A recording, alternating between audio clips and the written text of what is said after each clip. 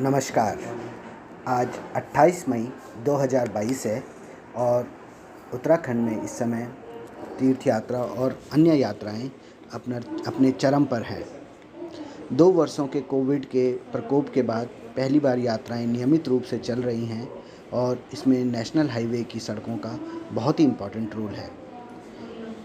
आज हम चर्चा करेंगे पर्यटन विकास की संभावनाओं पर और इसके अंतर्गत उत्तराखंड में पर्यटन को बढ़ावा देने के लिए हमारी उत्तराखंड की राज्य सरकार लंबी लॉन्ग टर्म दीर्घकालीन योजनाओं की दिशा में काम करती हुई धरातल पर दिख रही है।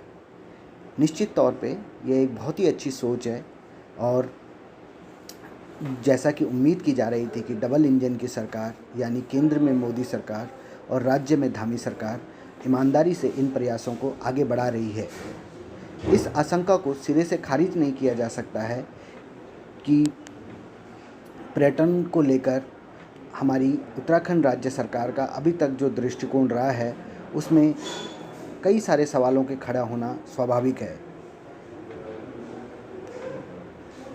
परंतु अब फिर से पर्यटन एक चर्चा का विषय बन गया है और गंभीर चर्चा का विषय बन रहा है।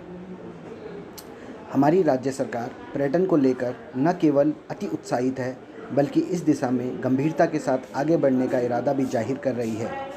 इस दिशा में हमारे पर्यटन मंत्री सतपाल महाराज का राज्य में और राज्य के बाहर दौरे करना और हमारे पर्यटन सचिव श्री दिलीप जावलकर जी का पर्यटन की संभावनाओं पर कार्य करना और हमारे पुलिस के आला अधिकारी श्री अशोक सिन्हा जी का इस बारे में धरातल पर मिल कर के एक टीम के रूप में कार्य करना सभी को अपनी ओर आकर्षित कर रहा है।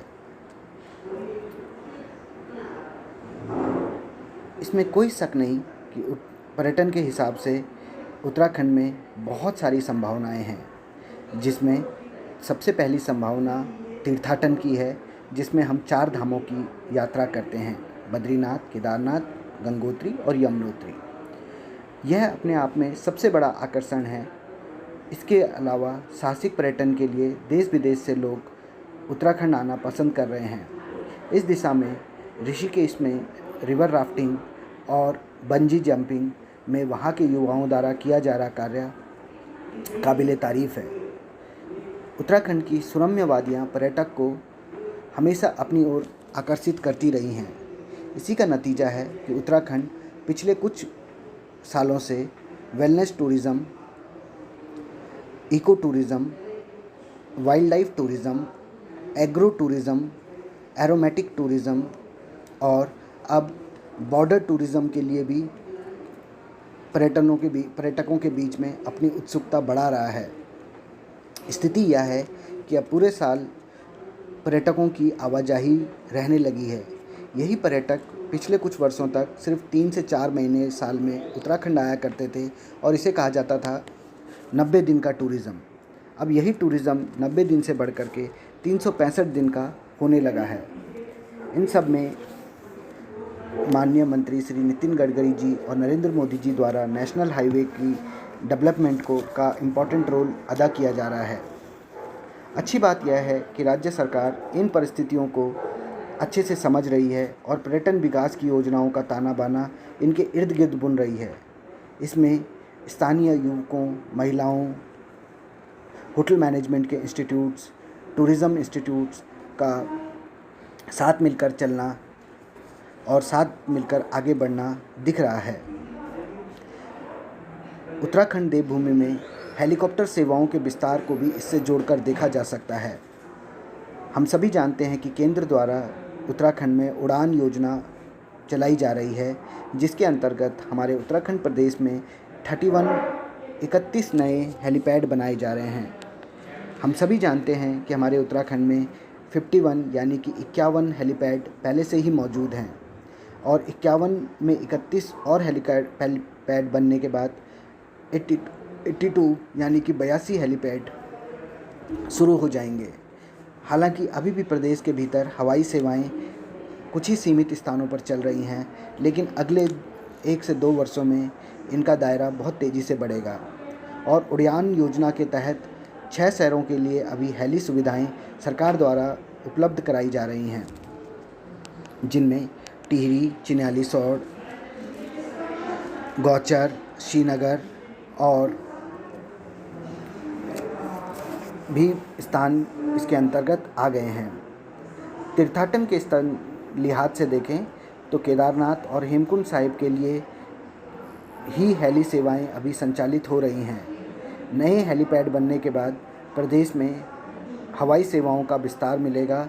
यही नहीं, राज्य सरकार हमारे उच्च हिमालय से क्षेत्रों में साहसिक खेलों को या एडवेंचर स्पोर्ट्स को बढ़ावा देकर पर्यटन के नए द्वार खोलने की प्रतिबद्धता जाहिर कर रही है। माउंटेन टूरिज़्म एक ऐसा क्षेत्र है जो बहुत तेज़ी से नेशनल और इंटरनेशनल टूरिस्ट के बीच में पॉपुलर हो रहा है और नेपाल ने इसमें एक बहुत बड़ा स्थान बनाया है अपने माउंट एवरेस्ट को पूरी दुनिया में प्रचारित करके।